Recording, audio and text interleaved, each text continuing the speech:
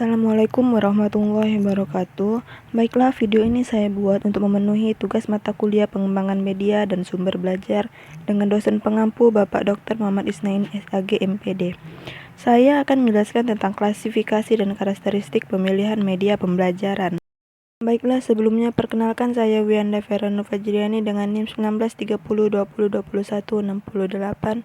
Menurut Rusman dan kawan-kawan dikutip pada tahun 2012, media pembelajaran dapat diklasifikasikan berdasarkan sifatnya, jangkauan, dan teknik pemakaiannya. Dari sifatnya, media dibagi menjadi tiga, yaitu auditif, visual, dan audiovisual. Auditif yaitu media yang hanya dapat didengar saja atau media yang memiliki unsur suara. Sedangkan media visual yaitu media yang hanya dapat dilihat saja tidak mengandung suara. Dan selanjutnya adalah media audiovisual, yaitu jenis media yang selain mengandung unsur suara juga mengandung unsur gambar yang bisa dilihat. Lalu ditinjau dari segi kemampuan jangkauannya. Media yang memiliki daya liput yang luas dan serentak, media yang mempunyai daya liput yang terbatas oleh ruang dan waktu.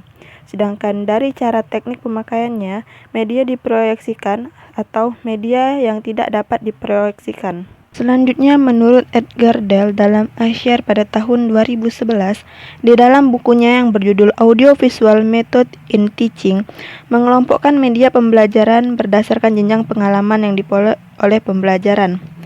Edgar Dell mengadakan klasifikasi menurut tingkat dari yang paling konkret sampai yang ke abstrak, dan klasifikasi tersebut dikenal dengan nama kerucut pengalaman Edgar Dell atau Dell's Count of Experience.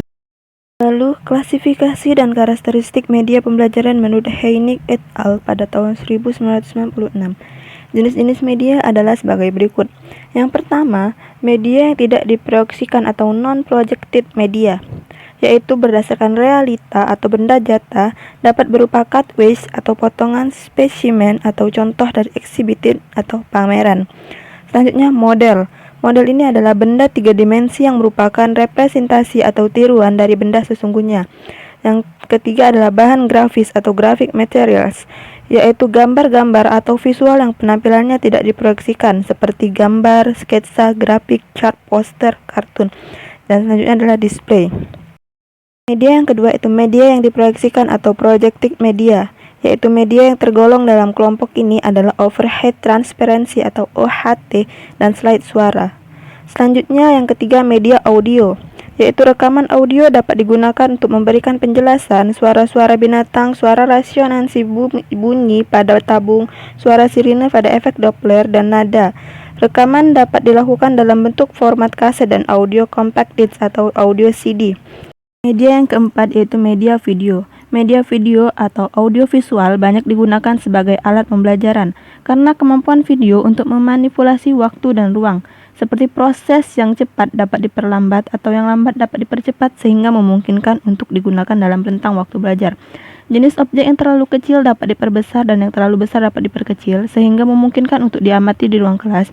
Lalu objek yang tidak ada di suatu daerah dan tidak ada di lingkungan sekolah dapat dipelajari melalui media video.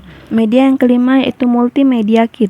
Multimedia kit terdiri atas beberapa jenis media yang digunakan untuk pembelajaran suatu topik tertentu yang dilengkapi dengan panduan belajar dan lembar kerja modular.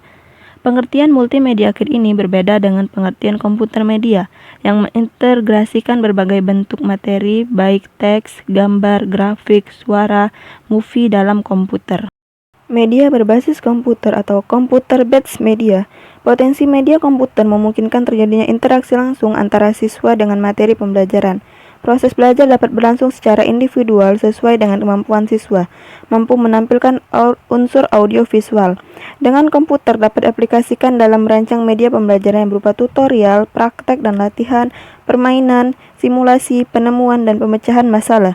Dalam perkembangan dewasa ini, media berbasis komputer tidak hanya dapat digunakan secara stand-up, tetapi dapat dimanfaatkan dalam suatu jaringan, baik jaringan lokal maupun jaringan yang luas. Karakteristik pemilihan media.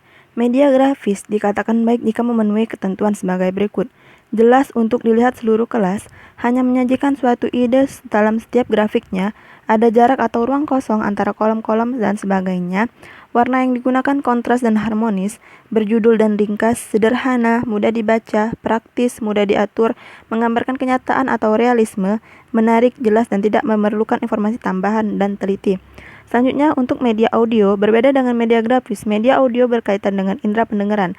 Pesan yang akan disampaikan dituangkan ke dalam lambang-lambang audiotif, baik verbal maupun non-verbal. Media proksidia mempunyai persamaan dengan media grafis dalam arti menyajikan rangsangan-rangsangan visual. Perbedaan yang jelas di antara mereka adalah bila pada media grafis dapat secara langsung berinteraksi dengan pesan media yang bersangkutan pada media proyeksi. Baiklah, itu saja yang dapat saya sampaikan. Lebih dan kurangnya saya mohon maaf, dan kepada Allah saya mohon ampun. Wabillahi taufiq wal hidayah. Wassalamualaikum warahmatullahi wabarakatuh. Terima kasih.